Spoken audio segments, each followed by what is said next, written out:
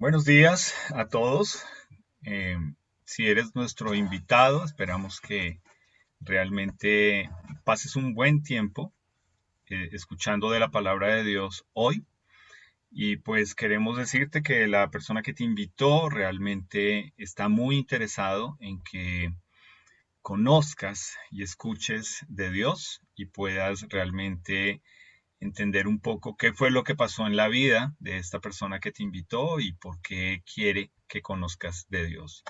Y pues para nosotros como iglesia, bueno, comenzamos un nuevo mes. Ojalá que este mes pasado que terminamos hablando acerca de los enemigos de nuestro corazón, pues haya sido bueno en sus grupos pequeños. Anoche fue interesante en nuestro grupo pequeño hablar acerca sobre los celos y la envidia y pues darnos cuenta lo tal vez mal agradecidos que somos, toda la gracia que Dios nos ha dado y que nos falta extender a otras personas y esa sigue siendo la tarea todos los días. Entonces te animo en eso, a que sigas extendiendo gracia a otros. Recuerda que no es porque se la merezcan, tú no eres el que decide eso.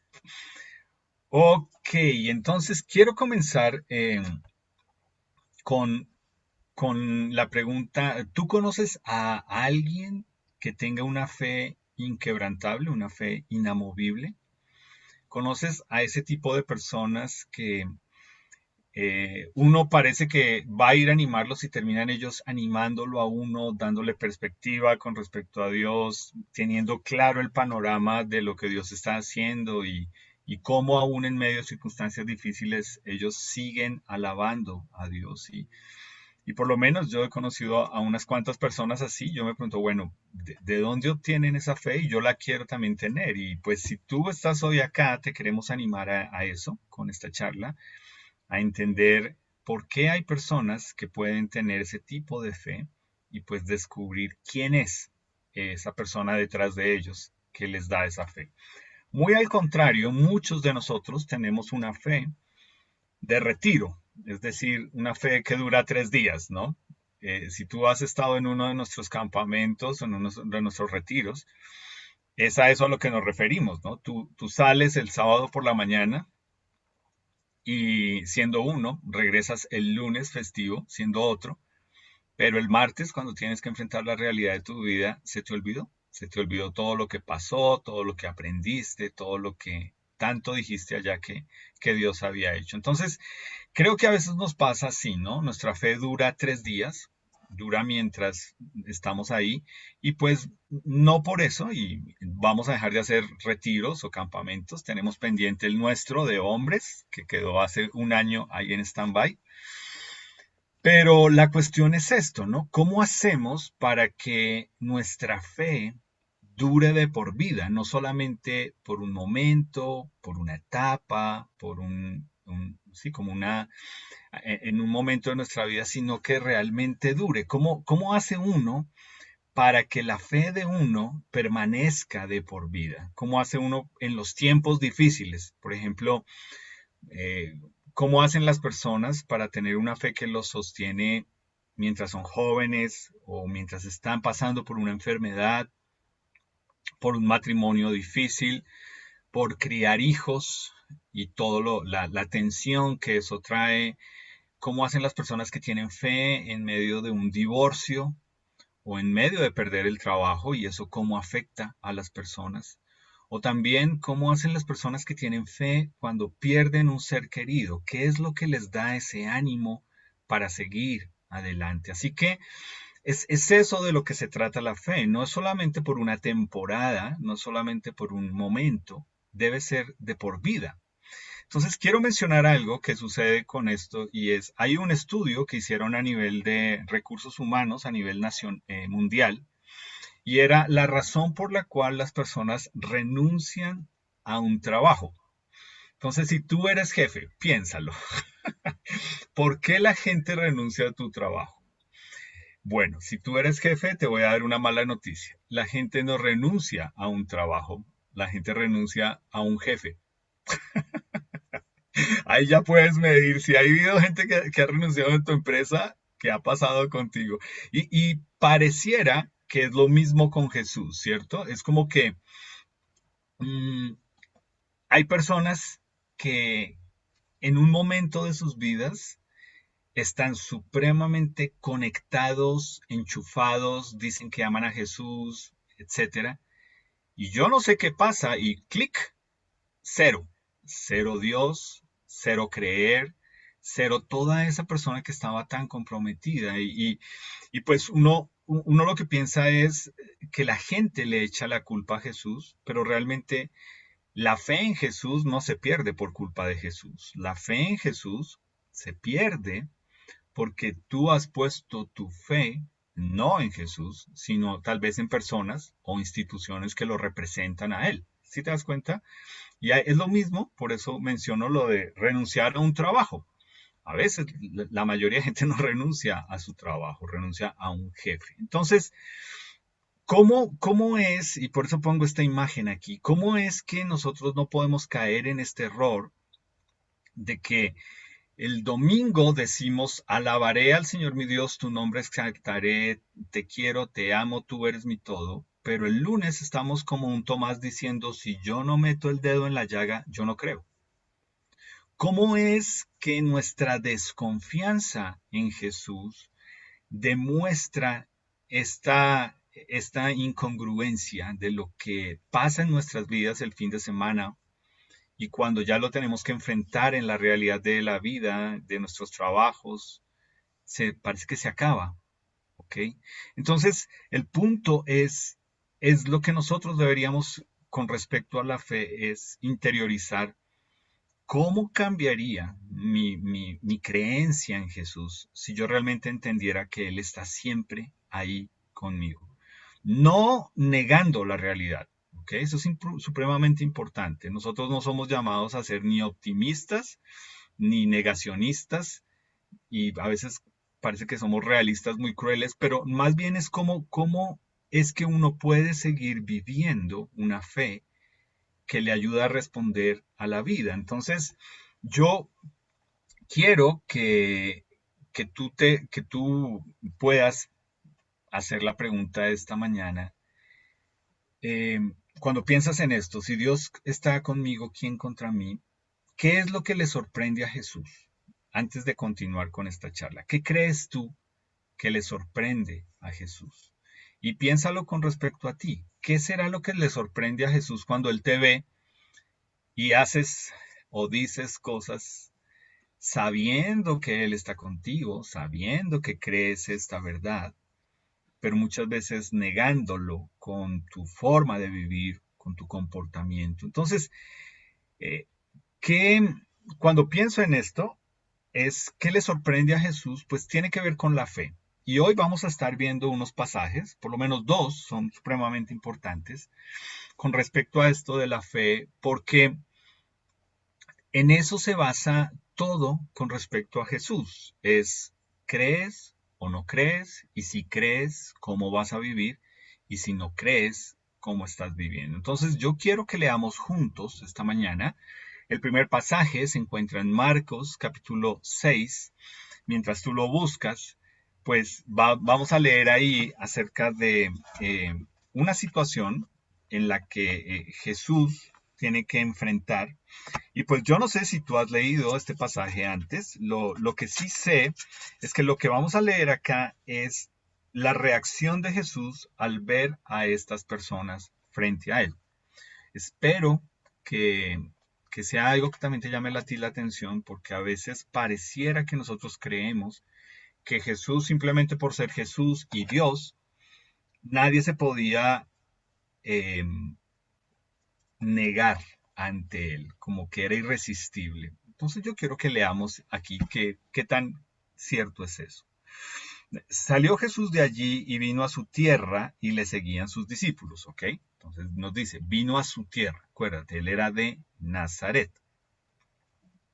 Y llegando el día de reposo, comenzó a enseñar en la sinagoga y muchos oyéndole se admiraban y decían, ¿de dónde tiene estas cosas? ¿Y qué sabiduría es esta que le es dada? Y estos milagros que por sus manos son hechos. Ok, hasta ahí uno diría, ah, chévere. Ahora mira la siguiente pregunta. ¿No es este el hijo del carpintero? hijo de María, hermano de Jacobo, de José, de Judas y de Simón? ¿No están también aquí con nosotros sus hermanas? Y pasó de maravilla a, mira lo que dice ahí, se escandalizaban de él. ¿Y qué les dijo Jesús? No hay profeta sin honra, sino en su propia tierra y entre sus parientes y en su casa. Entonces, quiero comenzar con esto y es, muchos de ustedes eh, que viven en Bogotá saben lo que es ir a su pueblo, ¿cierto? Cuando es lejos y tienen que esperar a que les den las vacaciones en diciembre o en enero. Y para muchas personas pasaron años antes de poder regresar a su pueblo, ¿ok? Y cuando usted ya regresa, usted se da cuenta, pareciera que el pueblo cambió, pero realmente el que cambió es usted, ¿ok? Y aquí está Jesús, nos dice que regresó a su pueblo, y con lo que él se enfrenta, o lo primero que tiene que enfrentar es con que esta gente está invalidando su ministerio, ¿ok? Esta gente está diciendo, no, no, no, no, no, un momento. O sea, nosotros sabemos quién es este tipo. Nosotros sabemos, este no es el hijo de José el carpintero. O sea, este no es un obrero, no es una persona común y corriente. O sea, ¿de dónde viene aquí a dárselas de estudiado y de que pues ya estuvo por allá en Jerusalén? Entonces, el doctor, pues, no, le están diciendo, nosotros sabemos que su hijo, que su papá es un obrero. Él debe ser un obrero. Eso es lo que estaba escrito que él debía hacer, porque era el oficio familiar. Y encima de todo se meten con la mamá, ¿ok? Cuando dicen, no es el hijo de María, le están recordando que María quedó ante los ojos humanos ilegítimamente embarazada. Entonces, es como que dijeron, ¿este quién se cree? ¿Cómo nos viene a impresionar a nosotros? Nosotros lo conocemos, nosotros sabemos quién es. Nosotros no nos venga aquí a echar cuentos de que ahora es este o aquel o lo otro. Y después de hacer eso, obviamente, mira lo que dice el versículo, eh, perdón, se me perdió, versículo 5. Y no pudo hacer allí muchos milagros, perdón, y no pudo hacer allí ningún milagro, salvo que sanó a unos pocos enfermos, poniendo sobre ellos las manos. Es decir, Jesús mismo entendió esta frase que acabamos de leer antes, que nos dice que no hay profeta sin honra, sino entre su propia tierra. Y pues yo quiero aquí ayudarte a ti, que tal vez oras por tu familia y sabes lo que implica el rechazo de ellos. Esto te debe animar de Jesús, ¿ok? Él sabe qué es la burla de tu familia. Él sabe cuál es el rechazo de tu familia. Él sabe cómo se siente que a uno vengan y le digan, ay, no, pues, entonces ya no toma, ya no hace, ya no. Acuérdese cómo era usted. Usted aquí era el primero, era el que hacía, el que ponía. Jesús sabe que se siente eso, que le digan a uno en la cara esas cosas y él mismo está diciendo, bueno, ok, eso es parte de lo que él va a explicarnos ahora en el versículo 6 y nos dice que estaba asombrado de la incredulidad de ellos y pues recorría las aldeas alrededor enseñando. Es decir, ¿qué le sorprende a Jesús? Aquí te vas dando cuenta que le sorprende a Jesús. La incredulidad, ¿ok? Eso es lo que le sorprende a Jesús. Realmente nos dice aquí que a raíz de la incredulidad de ellos, él no pudo hacer ningún milagro ahí. No es que no lo pudiera hacer, es que simplemente ellos estaban tan cerrados, tan endurecidos, que no esperaban creer lo que Dios iba a hacer a través de él. Entonces, yo quiero comenzar con eso esta mañana y con respecto a nosotros y nuestra incredulidad, porque nosotros decimos que conocemos a Jesús o si tú eres parte de nuestra iglesia y eres una nueva criatura en Él, se supone que es por tu fe en Él. Pero piensa de esta forma, ¿qué tanto tú invalidas lo que Él quiere hacer con tu incredulidad? Es decir, ¿qué tanto tú sabes que aquí hay una situación en la que le estás pidiendo a Él, pero tú crees que tú eres el que debes meter la mano? porque si tú no metes las manos, Dios no va a hacer nada. Eso es incredulidad. Y pues, si tú metes la mano, Él ya no va a hacer nada, porque tú escogiste hacer las cosas, ¿no? Que tanto, como hoy en día estamos escuchando mucho más, mmm, dices creer en Dios, que Dios lo puede hacer, pero el médico viene y dice, no, ya no se puede hacer nada, y desahucian a una persona y lo matan en vida en una UCI, y la familia sale re mal a decirle a todo el mundo, no, es que ya él se muere. Y sabes, nosotros acá estamos orando por el papá de una persona en nuestra iglesia, que hace 2 semanas le dijeron eso, o un poco más de una semana. No, él ya se muere. Y Dios ha levantado a esta persona después de estar en una UCI con traqueotomía. Y ahora esta señora puede llamar a su papá la semana pasada y decirle, papá, estamos orando por ti, Dios ha hecho un milagro. Pero si te das cuenta, cómo sí Dios lo puede hacer, oren por él. Pero sale el médico y dice, no, él ya se muere. Y ya, ¿no? Se murió. O sea, nosotros matamos en vida a una persona. Que tanto decimos Dios lo puede hacer, pero yo confío en la palanca, en mi amigo de, en el conocido de, en el que mueve allá, en el que, o sea, Dios lo puede hacer, pero yo tengo que seguir metiendo la mano, tengo que mover la palanca. Es decir, a pesar de que nosotros confundimos fe con optimismo y esperanza, ¿ves? Es lo que la gente piensa que es fe. Fe es ser optimista en la situación y tener esperanza. No, no creo que funcione así. La fe, mira lo que le apunta para que nos demos cuenta. Juan 3:18.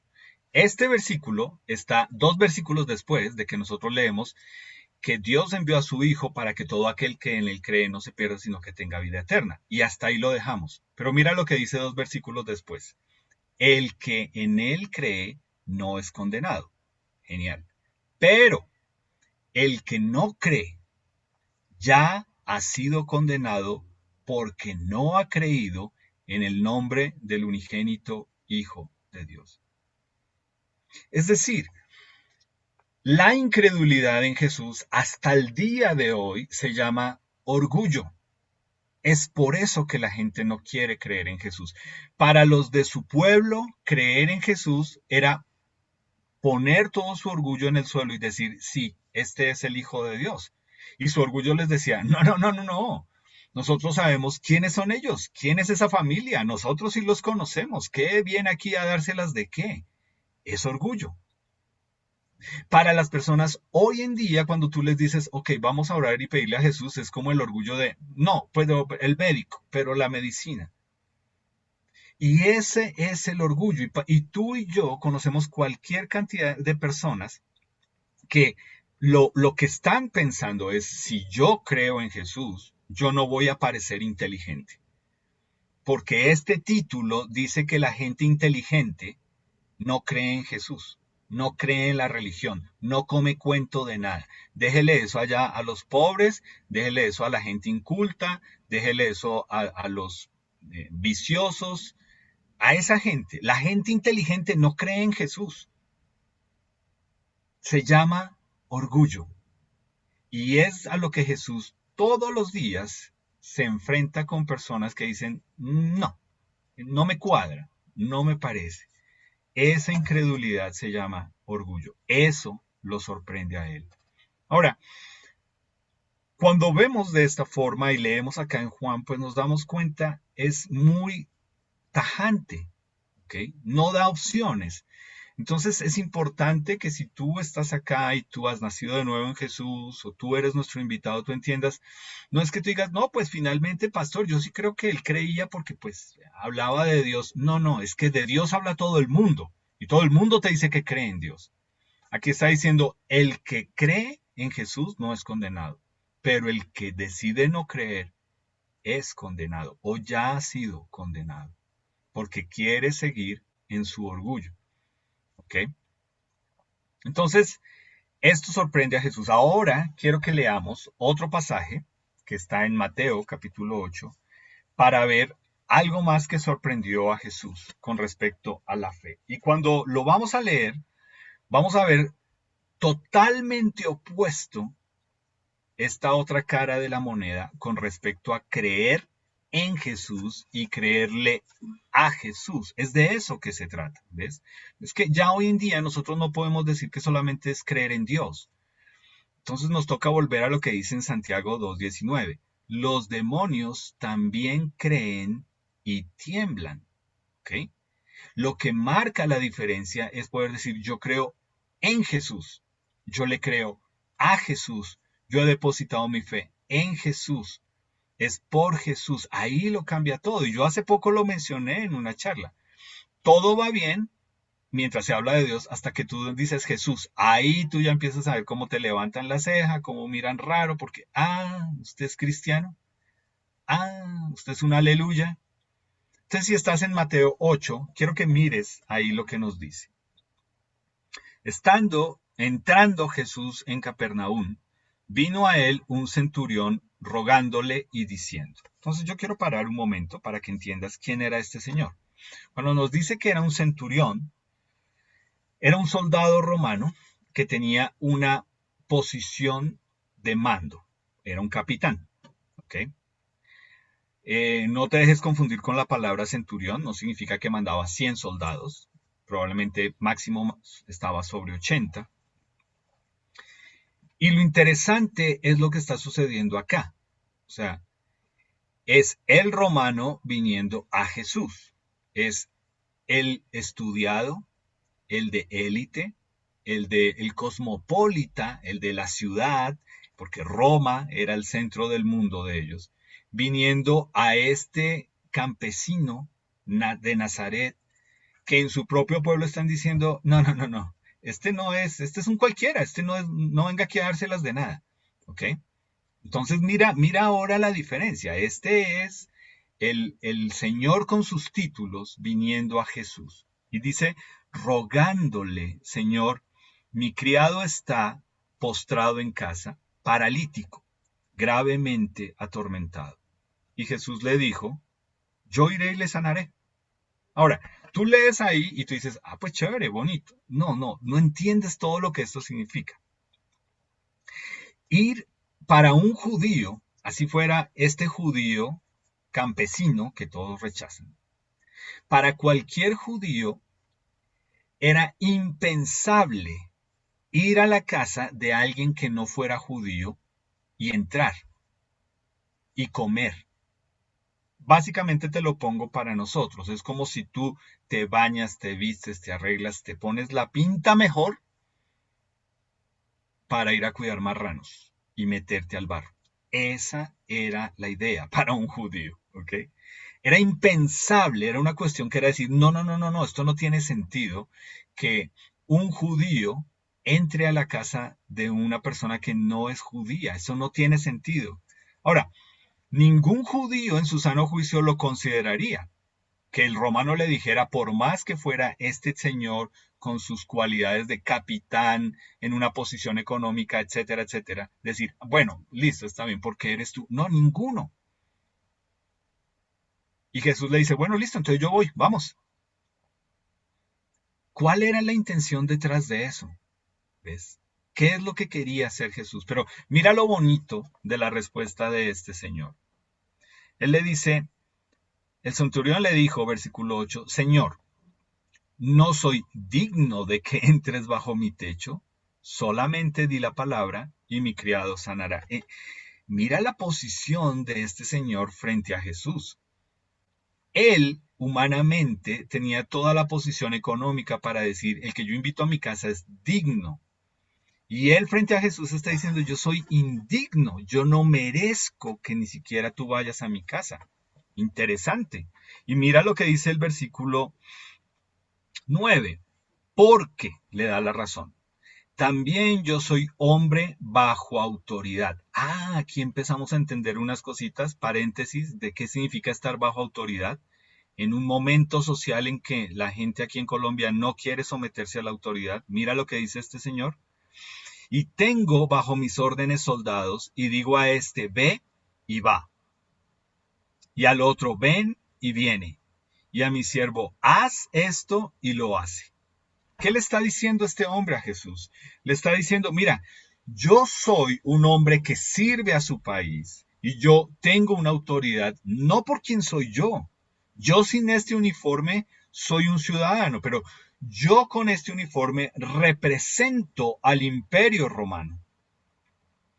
Y cuando yo represento al imperio romano, yo entiendo que mi palabra se cumple. Por eso mismo yo te veo a ti y a quien tú representas y sé que si tú das la orden, yo lo voy a creer.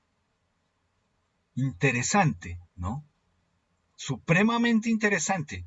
No le dijo, bueno, pues no veo que seas una persona que esté a mi altura porque eres un campesino, no veo que tengas estudios, no veo que tengas plata, no veo que seas de tal estrato. No, no, le está diciendo, tú y yo entendemos qué es representar a otra persona, qué es tener esa autoridad y bajo esa autoridad obrar. Y mira lo que dice el versículo 10. Nos dice, al Jesús, al oírlo, se maravilló y dijo a los que le seguían, de cierto les digo que ni aún en Israel he hallado tanta fe. Entonces, aquí empezamos a entender. Pareciera que vivir en Israel, simplemente por ósmosis, era por vivir aquí y nacer acá, ya estás cerca de Dios, ya eres hijo de Dios.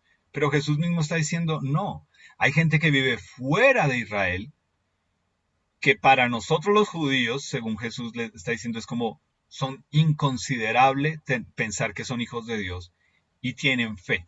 Y mira lo que él dice en el versículo 13. Entonces Jesús le dijo al centurión, ve y como creíste te sea hecho. Y su criado fue sanado en aquella misma hora. Entonces, ¿sí ves la diferencia de lo que impresiona a Jesús con respecto a la fe? No es el conocimiento. A Jesús no le impresiona que tú puedas recitar versículos a lo loco. Genial que lo puedas hacer. Por favor, no dejes de hacerlo. Hace parte de esas disciplinas espirituales que nos acercan a Dios. Pero de nada sirve, como los judíos, llevar acá al frente una copia de la palabra de Dios, porque era lo que hacía, se lo pegaban acá. Pero en la vida real, negarlo con sus acciones y con sus hechos. Eso era lo que estaba sucediendo. Es decir, la fe en Jesús no puede estar basada en un evento ni en un efecto.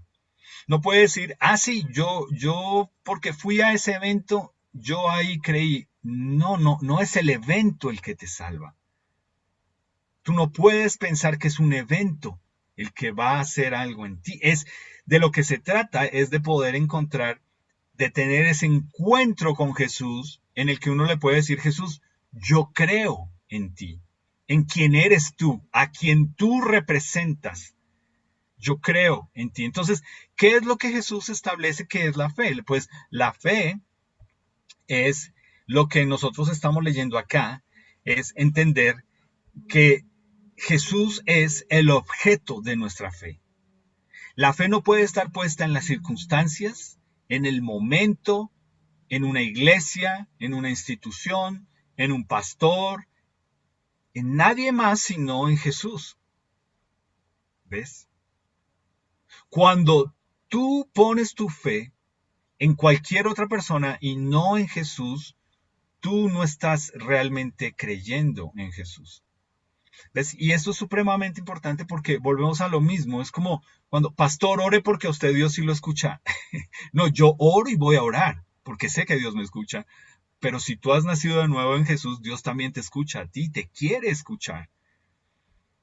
La cuestión no es quién ora, es quien escucha, que es Dios. Eso es lo que marca la diferencia. Y aquí está Jesús, que es el objeto mismo de la fe, y por eso Jesús mismo nos dice a nosotros, en Juan 14 nos dice, confíen en Dios y confíen también en mí. Él les dice a ellos, ¿ustedes creen en Dios? Bueno, también entonces crean en mí. Es de esto que se trata la fe. Es creer en Jesús, creerle a Jesús. Es de eso que se trata. No es fe simplemente por tener, no es fe en que todo cambiará, no es fe, no, ponle fe, no, así no funciona la fe. Mira cómo ha rebajado tanto esto de la fe con respecto al fútbol, con la fe intacta. ¿Qué? Yo leo eso y me alborota, me pone mal. Con la fe intacta. No, por favor, ¿quién tú crees, quién te crees que eres para hacernos creer el cuento que Dios es colombiano? No, no, no, por favor. No, así no funciona. Jesús nos lo está diciendo. Crees en Dios, entonces cree en mí. Y es lo que Él vino a hacer. Él vino para mostrarnos quién es Dios. Y aquí es donde comienza la pregunta. Y nosotros, en el estudio que hacemos de fundamentos, es con lo que arrancamos. ¿Quién es Dios? Y cuando nosotros le preguntamos a eso a una persona, tú te vas a encontrar con muchas respuestas. ¿Quién es Dios? Hoy en día te enseñan, Dios es una fuerza, ¿cierto? Dios es una cosa. Dios es todo. Y una serie de respuestas que lo único que muestran es que no conocemos quién es Dios, primero, y que segundo, al igual que los judíos en la época de Jesús, no sabían quién era Dios. Lo único que ellos tenían era una situación, era un poco de ideas preconcebidas, pensando quién era Dios desde el punto de vista de ellos como judíos. Y es lo mismo hoy en día. Hay personas que te dicen, no, eso no es de Dios. No, Dios no puede perdonar ese pecado. Dios es solo amor, Dios no juzga. ¿No? Entonces, ¿por qué nos dice que nos acerquemos a su trono de justicia y de misericordia? Porque Él es el juez. Pero a nosotros hoy en día nos sucede igual. Si no prestamos atención, nosotros como creyentes ya en Jesús, no sabemos definir quién es Dios y hay un concepto que yo crecí con él y que la verdad no fue ya grande que lo vine a entender y es poner a Dios en una caja. ¿Tú tienes claro eso? A mí me gustaría que esta semana en los grupos pequeños hablaran de cómo has puesto tú a Dios en una caja. ¿Sabes qué significa esto? Que tú limitas a Dios porque tú crees, no, es que tranquilo, pastor, Dios es siempre así y Dios siempre hace las cosas de esta forma. ¿En serio? ¿Tú crees que Dios es tan predecible que tú, un ser finito y humano, lo puedes explicar así de sencillo y decir, no, tranquilo, nosotros ya sabemos quién es? Eso lo hace la religión. Y la religión ha puesto a Dios en una caja y te ha dicho, no, mira, tranquilo, Dios es un bebé y se quedó siendo bebé y a él le encanta que tú vayas y le pidas milagros. Eso es poner a Dios en una caja. O literalmente, sube a Monserrate y vas a ver a Dios en una caja. ¿Has ido? ¿Has entrado?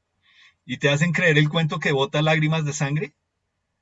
Bueno, creo que fue en Filipinas que había una estatua de Jesús que botaba supuestamente gotas de lágrimas y que le arrastraban hasta los pies. Y con el tiempo se dieron cuenta que era que por ahí pasaba una tubería y estaba dañada. Y era agua podrida lo que estaba cayendo por ahí. Por meter a Dios en una caja. ¿Me hago entender? Ese es el peligro para nosotros como creyentes. No, yo ya sé qué es la fe, yo sé qué es creer en Dios, yo ya lo tengo en una caja predecible. ¿En serio tú crees que Dios es así de como tú piensas? ¿Eso es tener fe? No. Mira nada más lo que Jesús nos dice, que para poder entender quién es Dios, al verlo a través de Jesús, nos dice, escúchame, léeme, sígueme, niégate, crucifícate. Y tú piensas que ya metiste una caja. Pastor, es que yo crecí en un hogar cristiano. Chévere.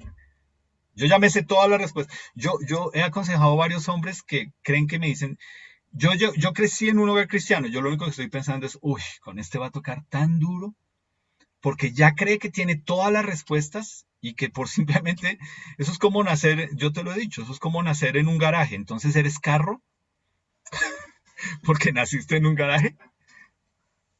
No, no puedes pretender que con Dios es así. Entonces quiero concluir con dos pasajes que tienen que ver con esto de meter a Dios en una caja y realmente no aprender a conocer a Jesús por quién es Él, que nos muestra quién es Dios el Padre. Entonces, tú los puedes apuntar. El primero está en Juan, capítulo 9, que nos dice que Jesús iba pasando y vio a un hombre ciego. ¿Ok? Este es una de esas palabras que usa el apóstol Juan en el Evangelio que nos dice una señal y nos dice que aquí había un hombre ciego que llevaba mucho tiempo siendo ciego. Y lo típico, y aquí es donde yo quiero que mires cómo metemos a Dios en una caja. Y la pregunta, ¿ok? Nos dice la pregunta que le hacen los discípulos es esta, ¿no? Le preguntaron, ¿quién pecó, este o sus papás, para que haya nacido ciego? Ciego de nacimiento. ¿Ves lo que es meter a Dios en una caja? Quiero que lo miren primero con los mismos discípulos de Jesús. Para ellos, Dios era un Dios castigador. ¿Okay? Ese es el Dios que muchas personas evitan. Uy, no, no, a mí no me hable de Dios porque Dios es un Dios castigador. Y aquí están los discípulos diciendo, bueno, Jesús, o sea, mira lo interesante, ¿no? Ellos ya saben la respuesta, lo único que quieren es que Jesús se las corrobore, ¿no? Entonces, a ver si estamos en la misma página, Jesús. ¿Quién pecó, él o los papás? ¿Ves cómo es meter a Dios en una caja? Y Jesús les responde, no, esto no funciona de esta forma. ¿Ves? Ahora, yo quiero mencionar algo hoy y si tú eres nuestro invitado, por favor, te lo quiero aclarar a ti. Yo sé lo valioso que es este espacio, entonces no estoy hablando de otras iglesias cristianas, no me importa ni me interesa ni es mi tarea hablar mal de ellos, pero cuando ya lo veo en un medio masivo, con unas frases de un pastor, digo, uy, no, qué peligro, porque ¿cuántos de nuestra iglesia lo van a leer? Y hoy sale en un devocional que publica un pastor en una emisora de radio, dice, la voluntad de Dios, la enfermedad no es voluntad de Dios. ¿Cómo? La enfermedad no es voluntad de Dios, ¿ves? Y son de estos pastores de iglesias carismáticas, incluyendo su presencia, si tú has estado por allá, que salen con estas frases. Ah, no, no es voluntad de Dios. Lee conmigo lo que el Señor Jesús le dice aquí a ellos. Versículo 3. No es que pecó este ni sus padres, sino para que las obras de Dios se manifiesten en él. Me es necesario hacer las obras del que me envió. Versículo 4.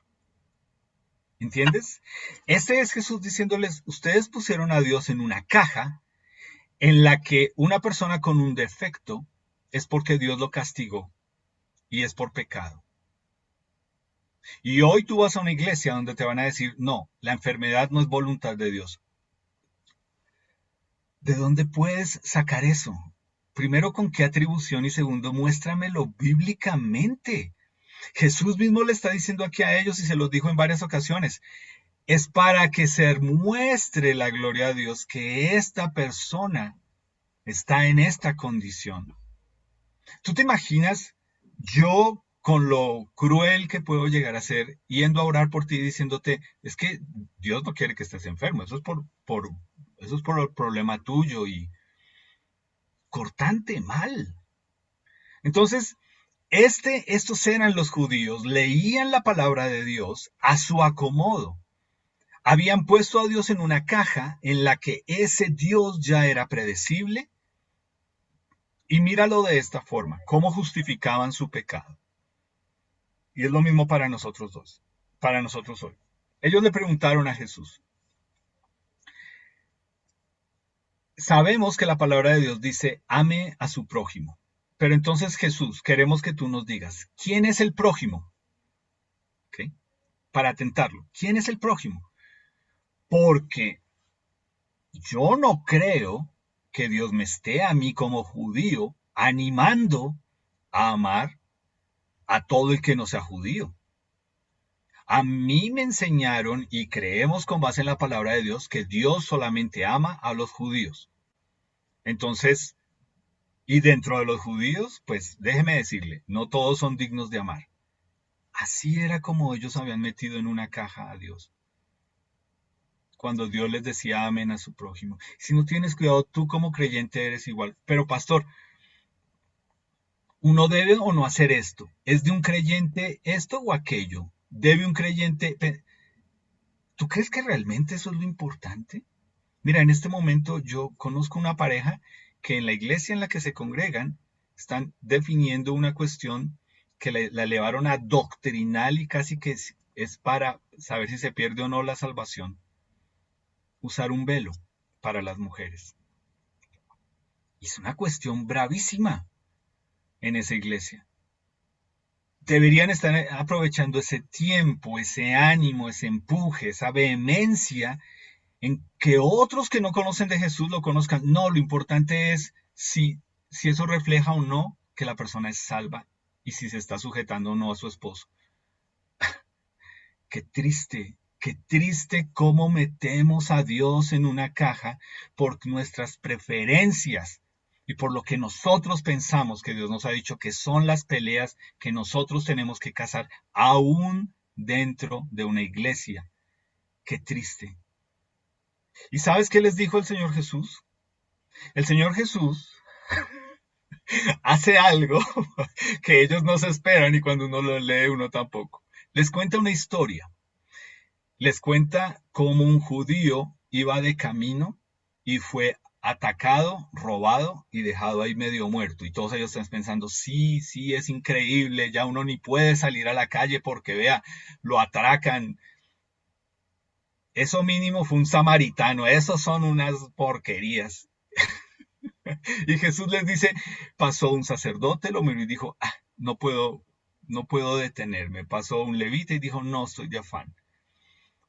Y Jesús hace del héroe de la historia al que ellos odiaban. Dice, y el samaritano pasó, se detuvo, lo alivió y lo llevó a un lugar y dijo, cuídemelo y todo lo que se gaste yo lo voy a pagar. ¿Tú te imaginas a los judíos con los ojos así de abiertos diciendo, ¿qué? No, no, no, yo creo que tú te equivocaste, fue al contrario. Fue que al samaritano le dieron duro y el judío le ayudó. Y Jesús está haciendo aquí del héroe al que ellos odiaban, al que el racismo que estaba tan metido en ellos decía, de esa gente uno no espera nada bueno. Pero si te das cuenta cómo comenzamos leyendo que dentro de ellos mismos eran racistas. Cuando uno de los apóstoles que llegó a ser apóstol de Jesús supo que Jesús era de Nazaret, dijo, ¿y de allá puede venir algo bueno? Y terminó luego siguiendo a Jesús. ¿Entiendes Jesús lo que hace?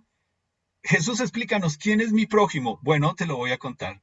Tu prójimo es esa persona que tú metiste en una caja y dijiste, Dios nos da permiso de odiar a estos porque no son como nosotros. Piénsalo tú, ¿cuántas personas tú tienes metidas pensando, no, Dios sí me permite a mí odiar a ese señor o a esa señora porque no es como yo, porque no cree en Dios, porque sale y dice, tienes políticos, tienes, no sé, eh, actores, tienes gente que tú te permites odiar simplemente pensando, es que ellos dijeron que no creen en Dios, pastor. Por eso Dios me permite a mí odiarlos. ¿En serio? Y Jesús, conociendo esto, les dice, en Juan capítulo 5, les dice, a ustedes les dijeron, amen a sus vecinos y odien a sus enemigos. Y te imaginas todos los judíos diciendo, sí, es que así es, pastor. Jesús, claro. ¡Ja! ¿Qué tal esa? El que me la hace, la paga. Es que conmigo, por las buenas, yo soy un amor, pero por las malas, ¡ay! Búsqueme, búsqueme y verá. Y Jesús les está diciendo, a ustedes les enseñaron eso, a ustedes les dijeron, mire, el que va bien con usted, llévelo en la buena, pero el que es su enemigo en la mala, mal, hágale la vida imposible, no le ayude, etcétera. Y todos están diciendo, así es, eso es lo que dice Dios en su palabra. Amén, hermano, predícalo. ¿Ok? Y Jesús les dice, pero yo les digo, y todos abren estos ojotes grandototes, porque mira lo que Jesús les dijo. Amen a sus enemigos y oren por quienes los persiguen. No, no, no, no, no, no, no, no, no, no, no, no, tú estás mal. No, ese no es Dios, Jesús. Así no es Dios. Amen a sus enemigos y oren por los que los persiguen. Pregúntate en tu vida, ¿por quién tú no te das el privilegio de no orar? Y solamente te falta decirle a Dios, es que esa persona nunca se va a merecer que tú lo perdones. Me voy a meter un poquito más. ¿Cuántas personas aquí tienen un ex cónyuge por el que piensan, yo por esa persona, orar? No, no, no, no, no, no, estás equivocado. No, no, yo no creo que Dios me pida eso. No. ¿Ves cómo metiste a Dios en una caja? Y en tu caja dice que Dios justifica que tú odies y que Dios puede escuchar tu oración, menos nunca orar por esa persona. No, no, eso no me lo pida, eso no es de Dios. Ah, ok. Pero yo les digo, amen a sus enemigos y oren por los que los persiguen. ¿Sabes qué les estaba diciendo a Jesús? A ellos en su momento, que no podían ver a los soldados romanos, que le pasa como a gente que sale y ve a los policías y les produce de todo. Les está diciendo, oren por ellos, ámenlos. Iglesia, si tú estás acá, tú has nacido de nuevo en Jesús y tú te permites poner en tus perfiles, en tu WhatsApp, en tu Facebook, en todas esas cosas, que ánimo, que resistencia, que estamos, que aquí, que por amor de Dios, ¿qué estás haciendo? ¿Qué mensaje estás mandando? O sea, aquí te está diciendo, ama a tus enemigos y ora por ellos. Tú deberías ser el primero que tienes que poner ahí, orando por mis policías, orando por mi presidente. No, no, pastor, eso no, no, eso es correctamente, eso es incorrectamente político. Claro, y lo es. En un mundo que te quiere hacer creer la mentira de este mundo, lo es. Tú has metido a Dios en una caja donde tú crees, siendo hijo de Dios, que tienes el derecho de estar en contra de la autoridad cuando tienes que estar orando por ella. No sé cuántos se acaban de desconectar. Igual esto queda grabado. ¿Ok? Y luego les dice en el versículo 45, porque ellos insisten, ¿no? No, no, no, no, no. O sea, tú nos estás diciendo, ¿Dios ama a todo el mundo? No, no, no, no. No, eso no es así. No, Jesús. No, el Dios en el que yo creo, no. Y él les dice, Dios hace salir el sol sobre buenos y malos y hace llover sobre justos e injustos. Punto.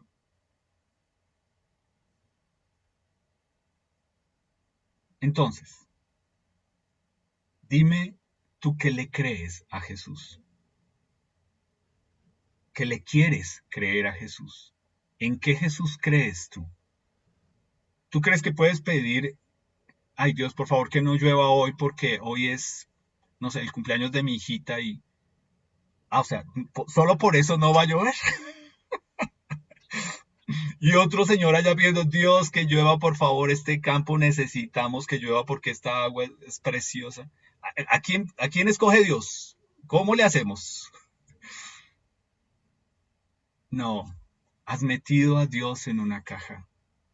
Has metido a Dios en una caja. Entonces, ¿ves por qué el apóstol Juan nos dice a nosotros, en el principio era el verbo y el verbo era con Dios y el verbo era Dios? Es decir, en el principio la palabra ya estaba con Dios y la palabra era Dios. Y esa palabra es Jesús. Cuando tú lees acá, tú no estás leyendo un libro cualquiera. Cuando tú abres y tú lees, tú te estás encontrando ¿con quién? Con Jesús. Y Él te habla, y Él te dice, y Él te incomoda, y Él te anima a que tengas que esa fe que tú dices que tienes se muestre. Y por eso Juan nos dice en el versículo 14 del capítulo 1, y este verbo fue hecho carne y habitó entre nosotros, vivió entre nosotros. ¿Tú lo puedes creer? El Dios que no lo puede contener en el universo se hizo hombre y vivió entre nosotros y vimos su gloria como del unigénito del Padre lleno de verdad. ¿Qué nos está diciendo Jesús? Que de eso se trata, de creer en Él y de creerle a Él. Y que esa es la razón por la cual tú y yo conocemos personas que cuando han creído en Jesús dicen, sabes, sí me duele lo que está pasando, pero Él me sostiene, Él es mi fe, Él es mi verdad, Él es mi ancla. Y tal vez eres tú mismo y tu familia te dice, tú eres un inconsciente, ¿cómo es posible que no, que digas esas cosas? Es tu papá, es tu hermano, es tu mamá, ¿cómo vas a orar así por ellos? Porque estás mostrando que tú le crees a Jesús. Una fe inquebrantable, una fe que te está llevando a ti en medio de pruebas difíciles a decir, ¿sabes qué? Yo no quiero ser un Tomás que hasta que no vio no creyó.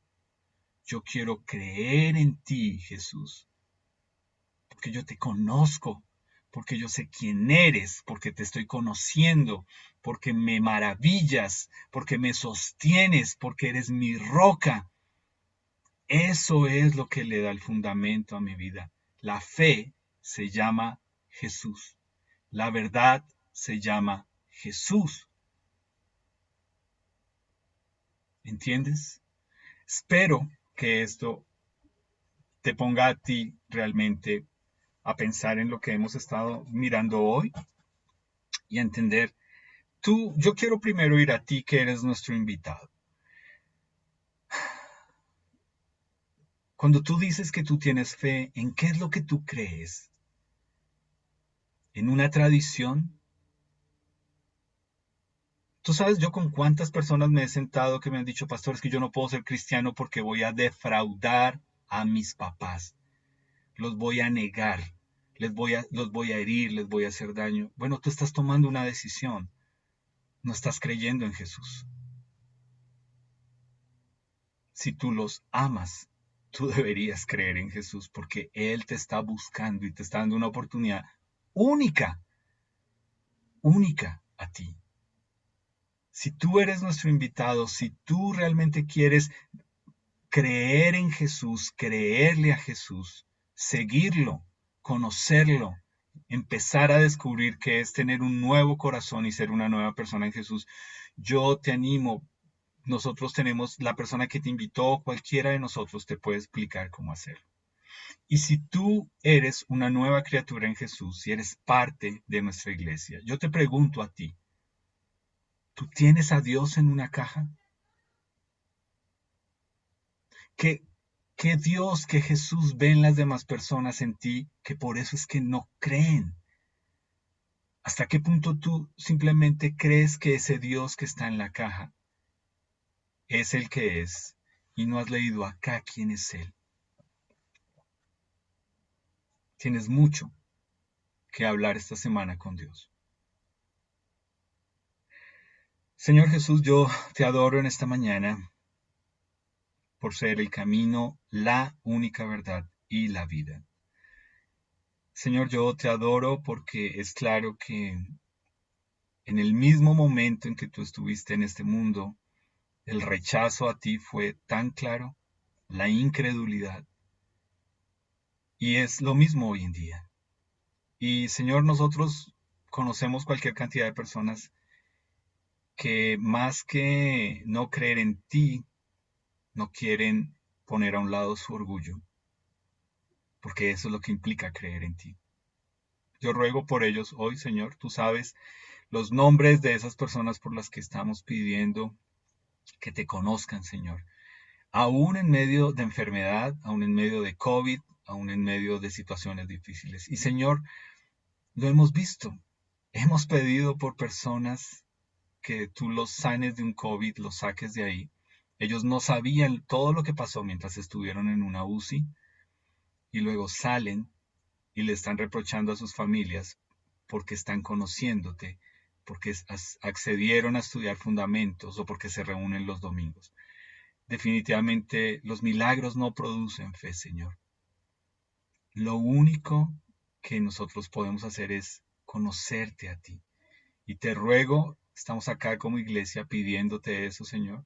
Te ruego que este mes estires nuestra fe, afiances nuestra fe en ti, te podamos conocer aún más, Señor.